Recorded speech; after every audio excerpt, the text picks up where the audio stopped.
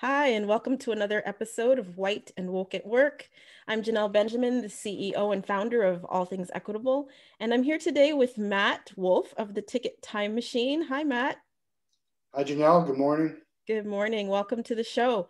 For those who are just tuning in, don't forget to hit the like, share, and subscribe button if you're enjoying what you see, and let's get going. So, Matt, tell me a little bit about yourself, your background, and this journey that you've taken now toward anti-racism. Yeah, so I grew up in Marlboro, New Jersey. It's right in central Jersey. We're a Jewish family. Marlboro is a predominantly Jewish area. And, middle class, we weren't rich, we weren't poor. We had pretty much what we wanted, lived a very comfortable life.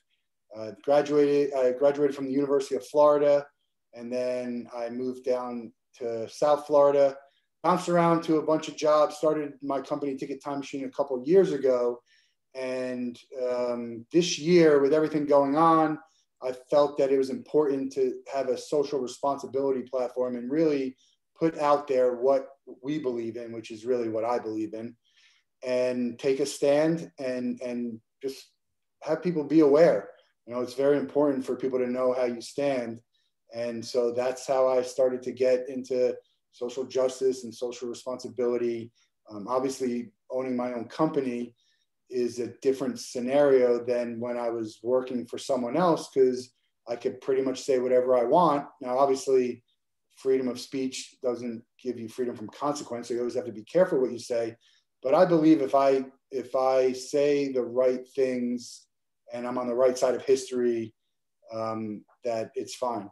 So where did that belief that you are on the right side of history come from? Is that through your upbringing, or is that something kind of new for you? So I think that I was brought up in the right way. I mean, it's hard to use the word right way. It's a tough thing. It's all subjective, but it brought up to raised to treat others the way I want to be treated. The golden rule is very big for me. Yeah. And so I try to live my life by the golden rule, and I always have. But I've had, I think, a transformation in the way I think and act. I had a bout with depression, and so I don't know if that was it. 15 years ago, I lost my dad.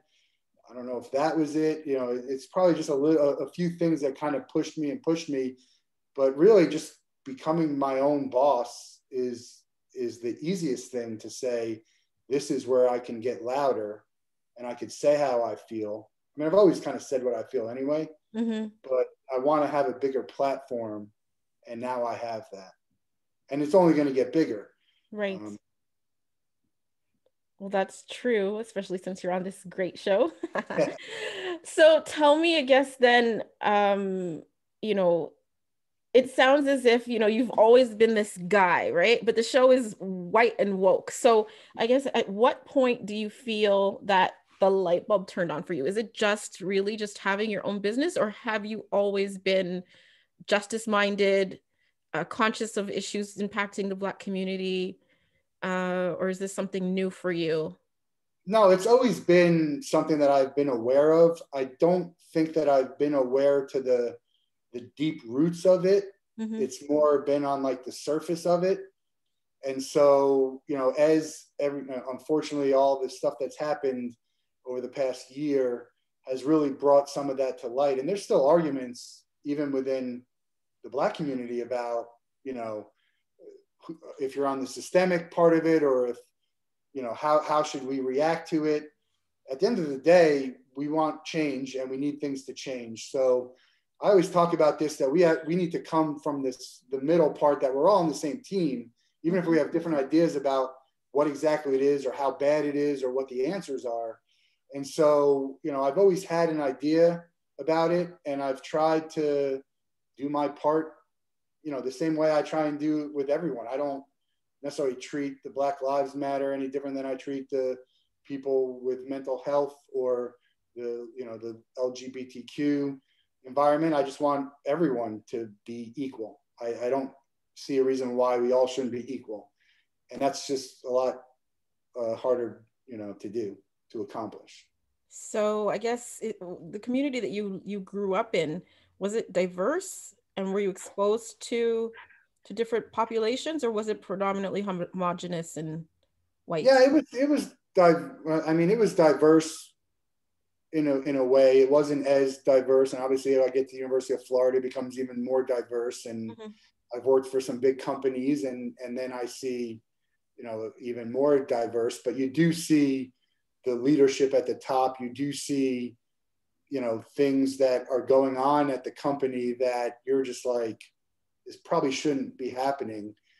And you know, and funny enough, it's like you try and the problem that one of the big problems I see is as you try and help one group, you're kind of hurting another group Give me an of people. example.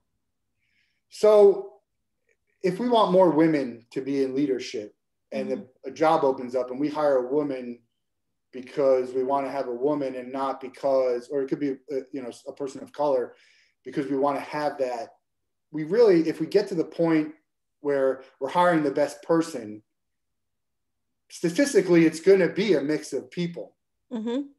And so, we had a job that opened up and it went to a woman. And I'm not saying she's not qualified, but there's people who were much more qualified than her, and they gave her the job. And then And why another was that? Were example, they racialized? Like, no, it was white. It was a white woman. so why? No, the other people that they didn't give the job to that were more qualified. Why was No, that? they were white men. Okay. I think And so they had some bad press about not having women in leadership. I see. So that's like probably a thing you encounter a lot is that's not going to solve the problem, right? It's the mentality of it. And so just putting a woman in leadership, it's great, it helps, but it's not going to solve the problem of the corporate mentality. And the same, if you're putting a person of color. I also had an incident at the job where there was an uncomfortable situation with someone of color, and this being a very big company, they're very conscious about PR and lawsuits and all that.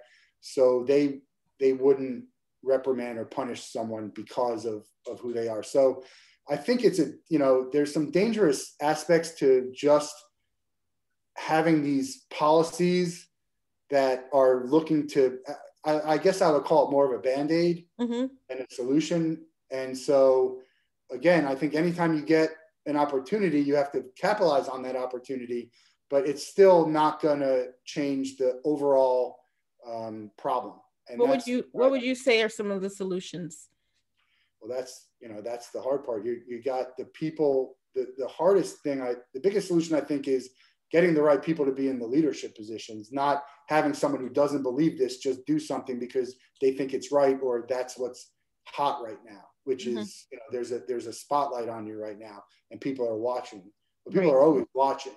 So right now, the good old boy network in whether it's sports or entertainment or corporate America, you can get them to make a hire, but we need to change the minds of the people who are there. And I don't think the people who are there now in general are going to have their minds changed. So I think we need a new voice, I think is what needs to happen. That's my opinion. Now I think it's the same, not even just talking racially, just I join a lot of organizations and I'm at a lot of conferences and I just see the same people talking and they're saying the same things. There's just a new generation of people who have ideas and can move everything forward in a better way, I think. And they're just not getting a chance because they're not as well known. They're not an influencer, whatever the case may be. Hmm. And so what would moving forward in a better way look like to you? Yeah, that's a tough question. I mean, I think it's more about removing all the negative things that are happening out there. And, if you're talking about just the real problem is giving everyone a fair shot. And I think if you do that, you'll see that again, statistics are going to prove that if everyone has an equal shot, the better people and the people who are more deserving of something will get their opportunity. Now, what they do with that opportunity, that is an important thing too. So you're not in favor of affirmative action programs then? Am I not in favor of it? I'm not, against it. Do you see I don't, it's hard for me to, it's, you know, it's one of those things that I do think that probably is a springboard to help get where we need to go. I do think that it is helpful, but I also think there's negative towards it. But I think it's more about, and I forget who I heard this from, but it's more about, why don't we just create more positions or more spots for people instead of replacing? That's something I heard that, you know, would be good, is like, you know, if you want to get something more diverse, just add more. You don't necessarily have to replace. If the people who are there are good, I'm not in favor of replacing someone who's doing their job well. I'm in favor of adding more people. So employment equity, I guess, and affirmative action, they work similarly, in which, you know, if you've got equally qualified candidates, one of them is racialized and one isn't, right? They're equal in all respects. You give the position to the racialized candidate just because of historical marginalization, discrimination, disenfranchisement, and to repair financial harms to that community. So that's kind of where that. I thought like affirmative action is you have to have a certain amount of people regardless. So maybe that's just more me not understanding the term. But yeah. No, all things being equal, I'm okay. I don't have a problem with that. And I'm, you know, I think that we do need to get a different voice. It doesn't even have to just be the color. It's just, you know, we need different voices. Anytime you have everyone with the same voice, that's going to hinder you from, I keep saying moving forward, but advancing the cause, being in a better position than we were, you know, being in a better position tomorrow. There's certain things that are going to help it, and then there's certain things that are going to change the landscape. What would you think would be some helpful things to do that, to change the landscape? Yeah, I really think it's just about, I mean, if you think you can change the mind of someone who has that, then that's great. But I think you just need to remove the people who are, I guess I say using the term behaving badly, but you know, the exhibiting racist behavior, prejudice, all of that, removing them from the position of power. What have you done? Tough thing to do. What have you done at the Ticket Time Machine to do some of that work? Yeah, so it's tough. I'm a one-man show here. I had some interns. I've joined podcasts. I'm trying to support any way I can. When I do hire, I'm going to make sure that I have diverse, that the people that are around me are diverse. I've had a couple LinkedIn learning sessions or learning LinkedIn sessions where we have a panel, and I've had, you know, a wide range of people, straight, gay, black, white, male, female. So I try and get a balanced panel. You know, there was an anti-racism podcast or webinar, and it was all people of color on the panel. And I said to them, I said, I think you should, you know, why don't I join? Why don't we have some people to have the conversation instead of, like, I think this is great to have this, to be able to have this conversation, because I have conversations and I get yelled at, or I'm like, you know, you would have thought I'm like the worst person in the world because the things I say, because it's just coming from my point of view, which I'm not saying it's right or wrong, but it's certainly valid and it needs to be talked about, because the way I see everything is different the way you see everything. And there's, you know, we could have 10 different people have a different opinion about what's going on.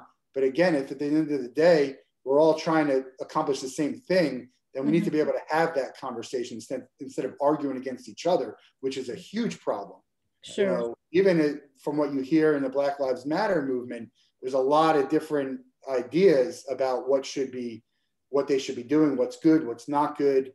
And then you have people who are bashing this movement because of maybe what one person said.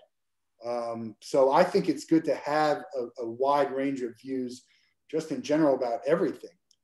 And, you know, I don't have a big platform right now. I'm a small company. So I would say I'm not doing a whole lot right now, but I plan to do. And, I got a lot on my plate, but I'm going to make sure that I make time and make the effort to do my part. Now, personally, I've done a lot. I've lost friends over the comments that they've made. I clap back at people when they say something, when in the past I might have just let it slide. And, I'm trying to I don't know if I'm trying to change people's minds. I'm just trying to get people more aware of how they're thinking and what they're doing and what they're saying, which I think is important, because there's a lot of people who just think it's not a big deal. And, maybe it's not to some people, but it might be to others, and just trying to be a little bit more aware of of the words I'm using and what I'm saying. I mean, we all can crack jokes about stuff. We crack jokes about everything. I crack jokes about white Jewish people and heavy, whatever, I'm not a thin guy. So there's a difference between cracking jokes about things and then, making comments. You can tell how a person feels and thinks by what they're saying, if you know them enough. On a one-off thing, it's hard to know. That's why context, people get taken out of context all the time. But, I've heard people say this and say this and say this, and then I'm like, you know what? This is not okay. So I'm going to say something back. Are you doing that online, or this is in your personal life, like in person? Well, both, definitely online, but in my personal life, because it's a lot easier for me to change either the minds of the people around me or remove those people from my life. Mm-hmm. And so there was someone who was at my wedding, and, he was sending all these Jesse Smollett things. And, look, I think that there's some room for comedy in everything. I'll just say that. Mm-hmm. But it wasn't sent in that respect, because the underlying tone of it and keep doing it and all the other stuff was racist. Mm-hmm. And I called him out on it, and he kind of took offense to it. I don't know why. Everyone who knows him knows that he has this kind of feeling towards Black people. Mm-hmm. And, then it got to the point where, like, do you think you're better than me? Blah, blah, blah. And I was like, yes, I do in this respect. And there's no argument. If I ask 100 people, 99 of them, not your family, is going to say that. And that's not an indication of that I'm a saint. It's just that, I understand that this is wrong. It's not right to talk that way. And if you truly believe that, then we can't be friends. So where does that come from for you? Is that just because, do you identify with the Black community and being marginalized historically because it happened to Jewish people, or is there somewhere in your childhood that you can pinpoint that, you had an encounter with a Black person and you felt this sense of justice? Like, is that an innate sense of justice for you and wrong and right doing, or is it something else? I think it's a little bit of that. It's a little bit of just right and wrong. It's a little bit of being Jewish. I mean, you Jewish people always are sort of, grouped together with the Black community to be like, we've had our struggles. We're a minority. And they've been persecuted. Now it's it's not good to compare anything. It's different, mm-hmm. But it's part of that. And then it's part of just as you grow up and you get older and you realize like that's messed up. Right. And it could be something as little as just, I don't even know. I mean, there's so many examples, but you're just like, that's messed up. Why is that? And it's not, and don't get me wrong. I think there's a lot of people in all categories who are terrible. Mm-hmm. And I think, and I'm not saying that both sides, so certain things are wrong. Like there's no good Nazis, right? There's no good mass murderers, but there's good Black people, bad Black people, good Jewish people, bad Jewish people. So I don't want to generalize anyone in that sense. And there's a lot of stereotypes that I hear, like, we're big in the sports community. We go and go to events, and the scalpers, a lot of these scalpers are predominantly Black, and there's some scammers out there, but I don't attribute it because they're Black. There's white scammers out there, but you get this stereotype and people just have this feeling and they just talk about it and they just blanket, they have a blanket feeling about things, which is just, it's just not like that. And, you know, but the part is, you know, it's learned, right? It's learned either from your experience or someone's teaching you. That you see that video with the white and black kid. You ever see that one with the two babies like running up and hugging each other? Yeah, yeah. I mean, it just doesn't have to be that way. And I have people in my circle who are like, they're not racist, but they're not anti-racist. And so I used to just comb it over, and now I'll call them out and say, you know, it's not okay for you to talk this way around me, and you shouldn't actually be thinking this way. So let me give you an example. If you ever have people tell you the story and they're like, yeah, I went to this, you know, my mom had an aide, and there was this black lady, and, you know, she gave her a bath and she took her on a trip, right? So what does her being black add to the story? Nothing. But they mention it, or this person was gay, or this person was. So if you're not, if describing someone doesn't add to the story, then why do I need to know if this person was black or white, you know, gay or straight, male or female? I don't. But and I don't even know why they say that, but it just feels like them telling you that is kind of giving you a feeling or an idea or putting thoughts about them being black or whatever that is. And to me, that's wrong. So wait a minute, Matt. It sounds like you're one of these colorblind people who says, you know, we shouldn't see color it's not important. No, it's important, but I'm just saying if it doesn't add to the story, there's no reason to talk about it. Like, yeah, there's certain times for sure you don't need to mention someone's race, gender, ethnicity, nationality, sexual orientation, what have you, right? I guess it is important where it is relevant, right? So I guess it's just that fine line of determining, you know, when are you ignoring something that's a relevant characteristic of an individual, and when are you right valuing? And I think that everyone should be acknowledged and celebrated in the way when it should be. Mm-hmm. I'm talking about these benign comments where it's meant to be a dig at them, and it's just not necessary. Yeah. So what have you, I guess, contributed to this movement now for social justice in your work life and your personal life? Yeah, I mean, I'm just trying to, I guess I'm trying to do what I can. And overall, I'm trying to make the world a better place and make myself a better person every day. And like I mentioned, my platform's not big yet, but I'm trying to give people the opportunity. So when I have a learning LinkedIn session in a panel, I have LinkedIn Live. I'd like to go on as many podcasts and discussions and panels to talk about it, because I think that I can bring a perspective that's different from the average person, a different, like, you know, there's a reason why you have people, you know, white and woke at work. You could have someone who's a person of color at the same company that I have that might have a different opinion of what happened there, right, or how things should be. So would you really people... go ahead. Really, at the end of the day, I just think we should all be on the same team. And so now we have to play together better and have more conversations, just because it's not that easy. Do you know Shireen Daniels? Yeah. She's got that fantastic show out of the UK. Yeah, Shireen's the best. So Shireen and I can talk all day, and I love talking to her and she'll tell you, like, we don't agree on a lot of things, and you and I probably don't agree on a lot of things too.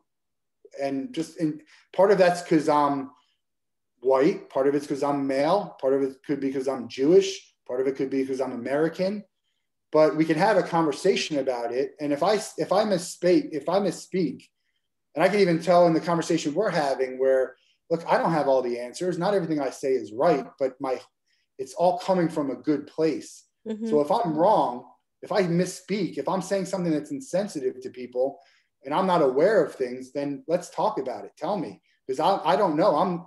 I don't want to say I'm new to this game, but I am, in a sense. I'm new to this world. But I was gonna ask you that, because I was gonna say, you know, it doesn't sound as if you're the woke guy. It sounds like you're the guy who's still waking up, and you're still unlearning, you're still unpacking, you're doing a lot to change hearts and minds where you can, but it does sound as if you still have some unlearning to do yourself. So where do Well, you of feel course. like you are on your journey? No, I feel like I think part of it is, again, it's the platform, it's the environment now. If you're not put in those situations, it's harder to say, hey, what did you do? Right. But I'm a very opinionated person. I'm a disruptor just in general. I call people out on their BS the same way I would want people called out on my BS. So I'm not afraid to say anything or do anything if I think it, I'm not going to cower and hide behind it. I'm going to speak up when I see it. But I don't, I live a very privileged life. I don't, so I'm not in those situations. It's just, Yeah. and I don't apologize for it, but it's just the reality of it. And so, I'm not in these situations. It's to where I can be as, if you want to say as woke about it or making as big a difference, but I'm getting there. I will be there. And what are you doing? What are you doing, I guess, to get yourself there? Are you actively I'm just reading building my certain brand. things? I'm building my brand. I'm building my name. I'm getting more visible for myself. I'm not necessarily doing that only in this sense. I'm just doing it overall. And then as my platform gets bigger and my voice gets louder and I get the opportunity to talk to people like yourself who have a bigger platform, and I'd love for you to come on my learning LinkedIn and Mm-hmm. talk. We'll have a conversation about whatever you want. And that'll be, because it's funny, because the same conversation that we're having now pushed out to your audience can have a different impact than the same conversation now pushed out to my audience. Right. And so I think it's more the people who I'm connected with, maybe the non-people of color, who need to change their thoughts and actions, more than the people of color who are going to say, they're all trying to do the right thing. Now, how do we get people, not these people, how do we get people to change? I don't know. I don't have that answer. I can only know what I can do myself and how I can help the people around me that I have influence over, or who that look upon me as someone who's trustworthy.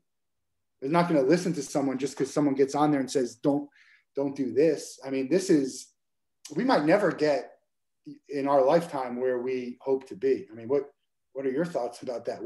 What's a goal for you? Right? I mean, My goal is to put myself out of business. That's like that's goal not going to number happen one. in your lifetime. I mean, I'd love it to, but Yeah. I don't. Do you think it will?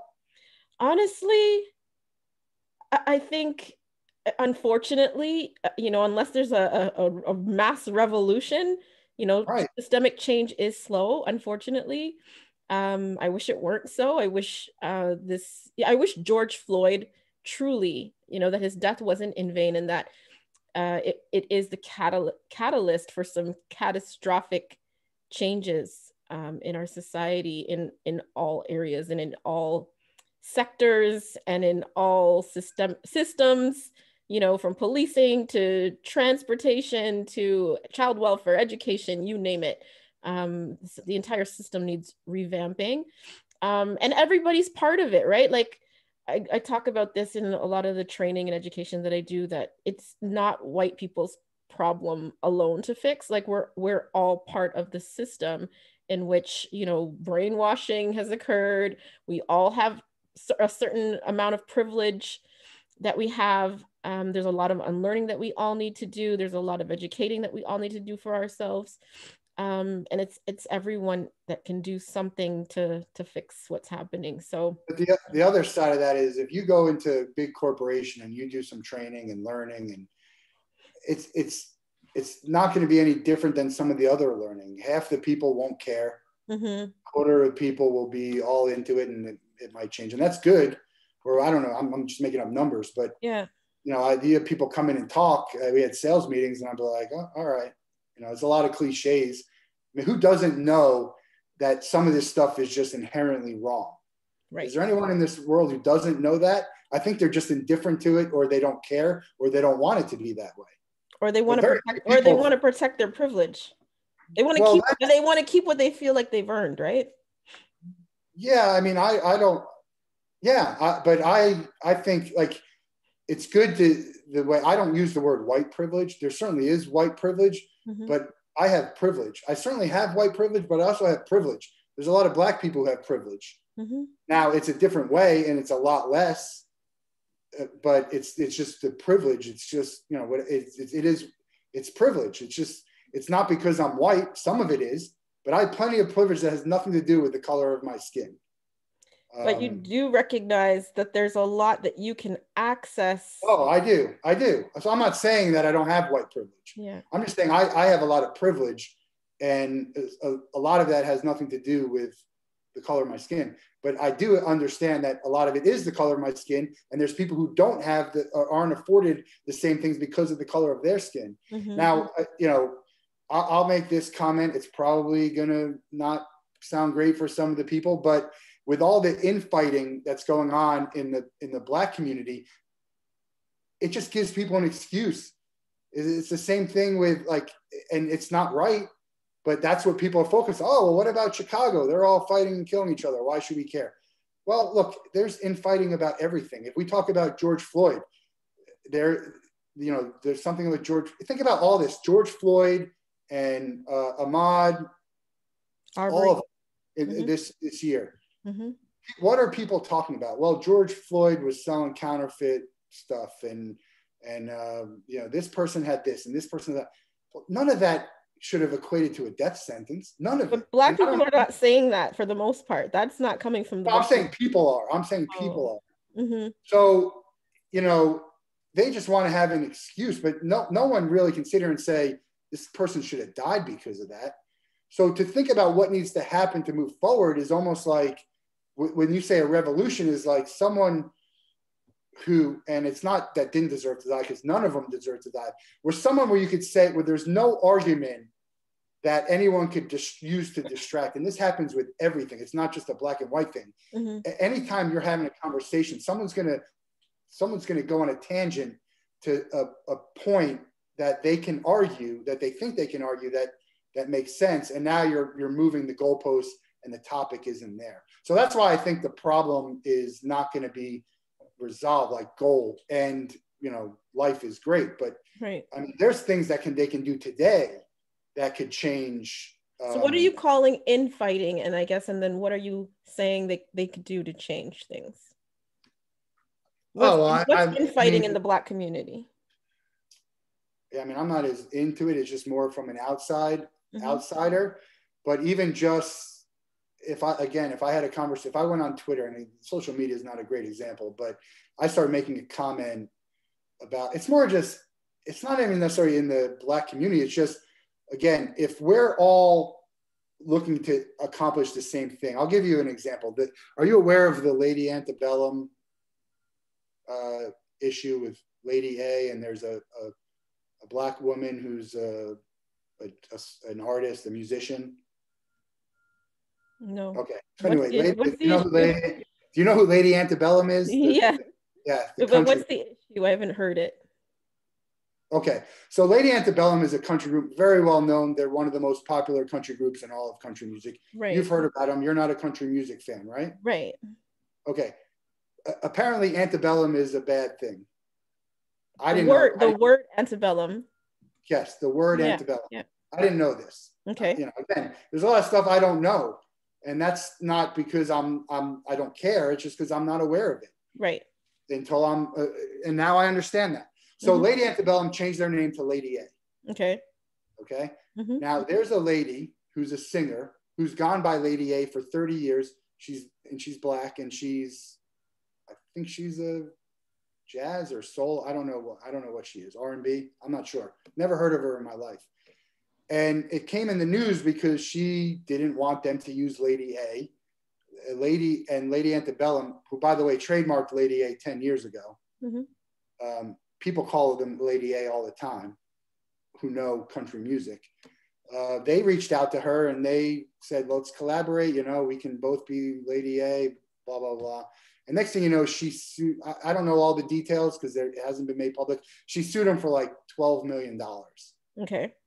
And I said, look, I'm not saying she shouldn't have some kind of financial thing, but I know Lady Antebellum, who they are. I've met them for one, and I just know who they are. They're not trying to erase her or anything like that. They're just trying to coexist. They've been Lady A for a long time. Mm-hmm. And my belief is that they made a good faith effort to work with her. But I think, why you just going to sue for money, and she's going to get paid because they're not going to want to go through a lawsuit or whatever. And so having the same thing, and I think I don't think it was a racial thing with them, but they just hopped on it. And if you defend them in any way, even though I'm someone, I say, we're on the same team. Mm-hmm. I don't care if you think we're on the same team, or if because I said something that you didn't agree with, you might think I'm on the same team. I want what you guys want. But I want what everyone wants. I don't want to say you guys. I want what everyone wants, or everyone who's championing for this. Right. So it's not to me, not everything is going to be a black and white thing. And so they jumped on that, and I was the worst person. Who is this white person to tell me, what's in the black? So it's more about just infighting on trying to accomplish the same goal, but it's not productive to argue in that way. Like, if you think it's a black thing, that's fine. If I think it's not, I guess no one really knows but them. I just have to give people I like to give people the benefit of the doubt. And if they don't have a history of it, then I don't just think everything, sometimes it could just be a coincidence. So what were people saying was the black issue in that? They're just saying that they were trying to erase her. And, I'm like, first of all, and this is no disrespect to her, I never heard of her. Millions of people never heard her. Everyone knows who Lady Antebellum was. People who don't listen to country music. So it wasn't a black thing and white thing. It was just, hey, this is our name. This is who we are. We've been going by Lady A forever. We're Lady Antebellum. It's a lot more damaging to her. Like she's saying, people will be confused. No one's going to be confused between this lady going on tour and Lady Antebellum going on tour. That's just a fact. If you know music and festivals, it's just not, and they could coexist. There's a way to coexist. It just didn't sit right with me that, and I don't have all the details. Maybe they'll come out and I'm wrong. Mm-hmm. But it just didn't sit right that it seemed like they wanted to work together, and all of a sudden there's a lawsuit.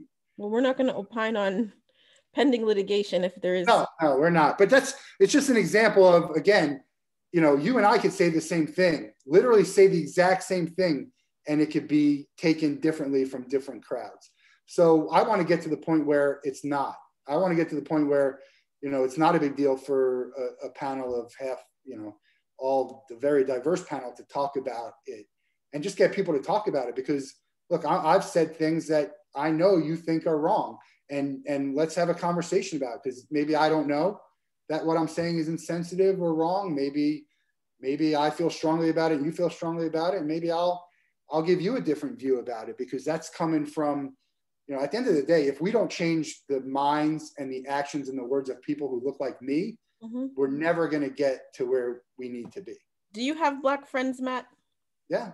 People that you interact with on a daily basis that are racialized?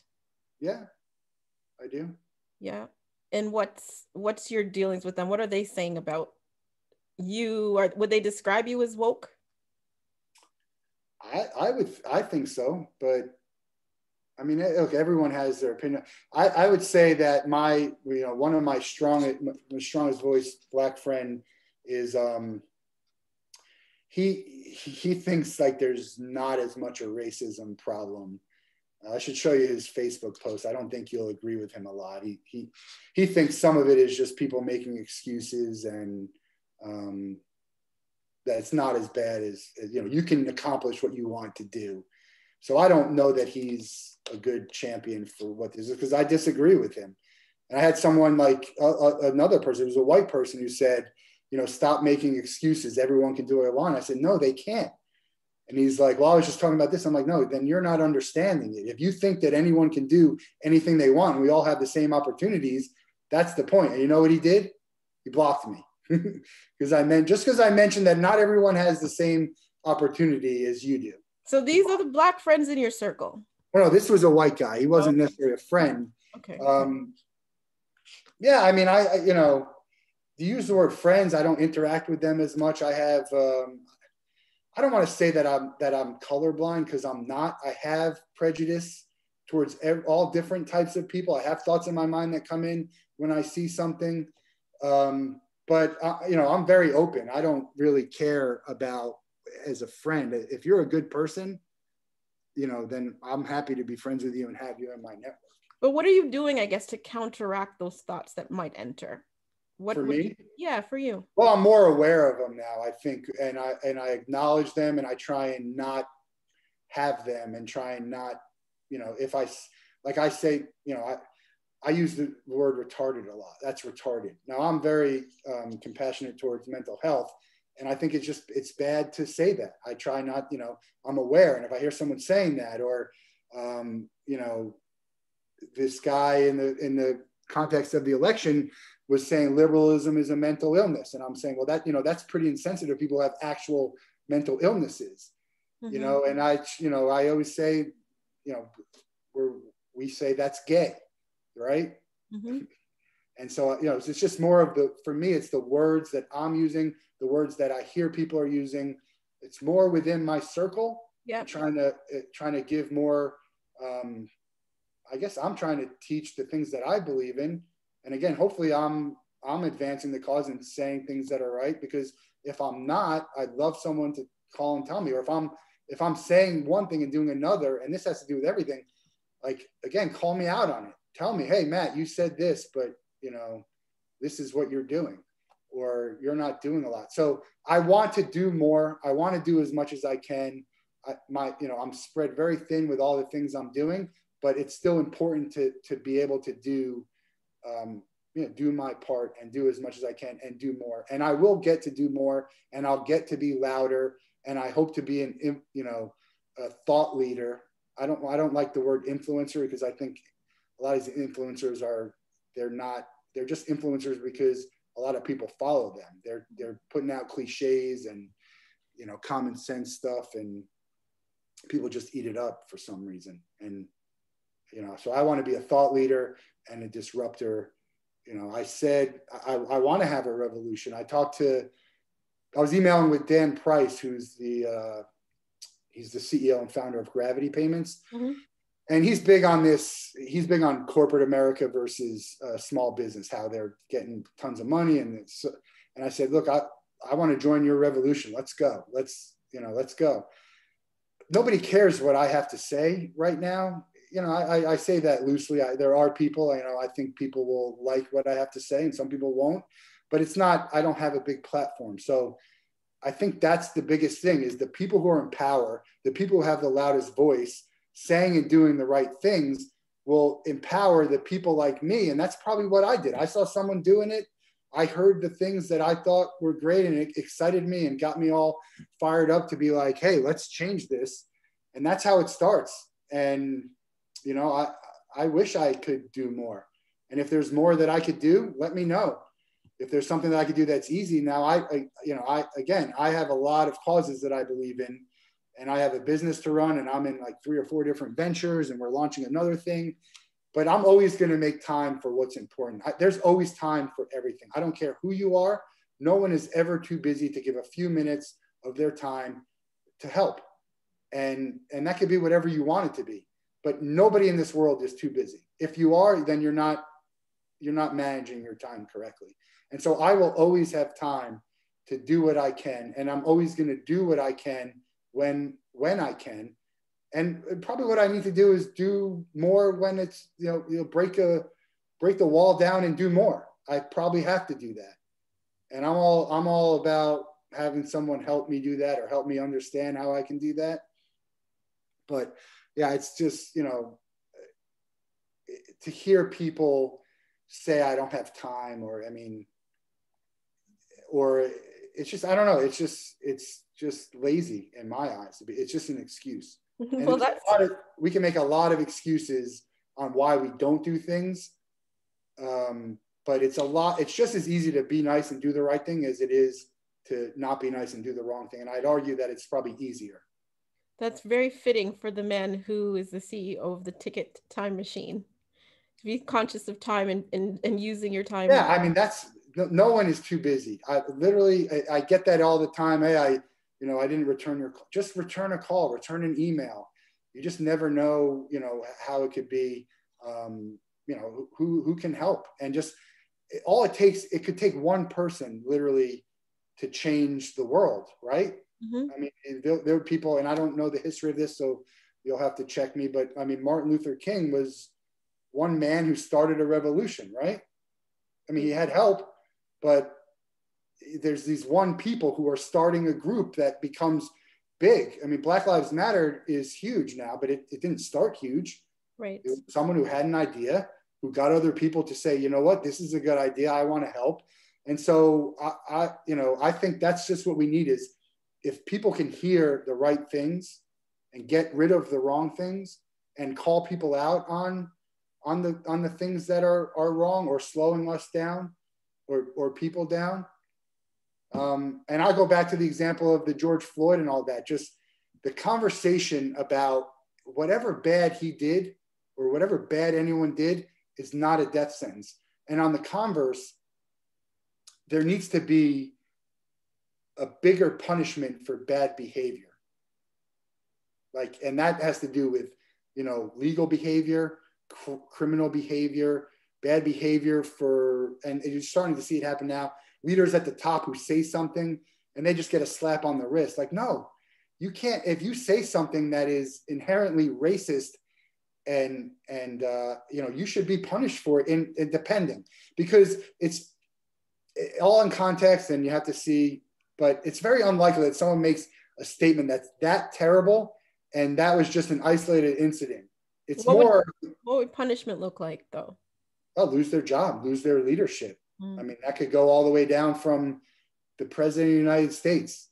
Like this shit he said, the stuff he said, crazy. You can't have the leader of the free world saying these things about Black people, about anything. You just can't. And so there's just not enough deterrent for bad behavior. And that's a big problem. But the punishment and the deterrent has to be equal, right? And so that's one of the things that you'll say if we talk about the marijuana, the treatment of people with marijuana and Blacks in prison and jail. It's just like, okay, do we need to give someone a 15-year license because they were selling, and then someone who murders someone is out in 3 years? So it's not enough deterrent. They could lose their job. Maybe they lose money. I mean, it depends what's important to you, right? Mm-hmm. Because if I'm a billionaire and you find me, $100 million because I did this, I don't care. Probably not. I mean, look, billionaires want to keep their money, right. But if you take away their leadership, their ability to be a leader, and put someone else in place who's not that way, and I'm not talking about isolated incidents. I'm talking about people who are showing that this is this is behavior. It's a pattern of behavior. For sure. I'm going to ask you one final question, Matt, and then we're going to wrap. My last question to you is, because this is a show about profiling people's journeys to becoming anti-racist, when would you say in your life that the change really happened? And then what would you say to the viewers who are kind of on the fence about Black Lives Matter or not? What advice would you give to those folks who are not on side? Yeah. So when did it happen? If I have to pinpoint it, I think it's probably, when I was having a rough time in my life. Mm-hmm. And, but I've always had, a tough time. I had a tough time getting jobs when I was, and I don't know that any of this was that I was being treated differently because of something, but I don't know that it wasn't. That stuff, it's hard to prove. And so part of it is people are going around always thinking that everyone's against them, mm-hmm. as opposed to, look, let's take a look at the pattern. It's like, yeah, there's something going on here. Some of it's done through comedy. Like even Seinfeld had an episode where this owner, they thought that they were only hiring waitresses because they were well endowed. And it turned out that all of the waitresses were the daughters of the owner. So, it's stuff like that just get me, and just trying to be it better, because I look back in my life and I think I'm a good person. I've done a lot of good things for a lot of people, but I've done some bad things. You know, I'm human. I can be selfish, and I've done this. So I just want to be more aware of it. And I think it's just being more aware. A lot of people aren't aware of it. I think that people are inherently racist. How do you change that? Personal experience, something bad has got to happen to them to realize, I think, unfortunately, like you can feel a certain way, but if you don't experience it, you might feel it differently. Because I've never experienced it. It's hard for me to walk in your shoes, but I do understand. I do understand. So I just think being open, being aware, you know, not afraid. Like if I would have lost my job, and I've pushed for things, I push hard for what I believe in, and I've lost jobs because of it, and I probably lost a lot of stuff because I'm a very opinionated person, and as I said, I like to be a disruptor. But if I feel strongly about something, there's very little consequence that you're going to give to me that's going to make me not want to do it, short of anything of my health, losing my job, losing money, losing people in my world. I mean, I can tell you right now, Ticket Time Machine, if I know that you're a racist person and you're this, I don't want it. I don't want your business. So how are you going to, what would you say to people to get them to be disruptors like yourself? Well, you have to want to do it. I mean, that's the first thing, right? There's people who just, and I'm not, you know, I grew up a very shy person, and I'm very kind of keep to myself. I'm kind of private, but I open up very quickly. And like you said, you know, you could ask me anything. Nothing's off limits. They have to want to do it. Then they have to have the availability to do it. You have to be not afraid of the consequence. And that's the whole thing about being woke at work is, you know, I spoke up the same way, but I probably was a little bit more tempered in my social media stuff and online, knowing that someone's watching. Right. And I wish I wasn't and I wasn't hiding anything. Like I said, believe me, I speak my mind, but there's a lot of people who are afraid to do it. And that's a big problem, you know, and that's at the top, right? Because if I say something, there should be nothing wrong about saying, hey, someone doesn't deserve to die because they stole a candy bar. But if you say this, now it becomes controversial, and your work will say, you know what? We don't want you talking about that stuff. Okay, well, you know, I'm going to talk about it. And if I need to find a place of business that is going to allow me to talk about it, I'd rather know that this is how you feel, because it's not the place for me. And I want to know how people feel, because maybe you're not someone I should be around. And I always struggle between knowing how someone feels and not knowing. Like, was it better to know that there wasn't as many white supremacists out there the way we know now? I don't know. I have mixed feelings about it. Well, thank you for coming on, Matt. I want to thank the viewers for tuning in. I want to tell them not to forget to like, share, and subscribe this video, and that they can reach Matt at thetickettimemachine.com, focused on entertainment and sales of commemorative tickets. Yeah, just Ticket Time Machine. There's no Ticket Time Machine. Ticket Time Machine, but I'm all over the place. Facebook, Twitter, Instagram. You can reach him at Matt Wolff on Facebook, on Twitter, and on LinkedIn. Good? Sounds good. Well, I appreciate you having me on. Let's talk again. You can. I'm always willing to learn and educate what I'm saying wrong, and happy to talk anytime. I'll have you on my LinkedIn Live, and we'll continue the conversation.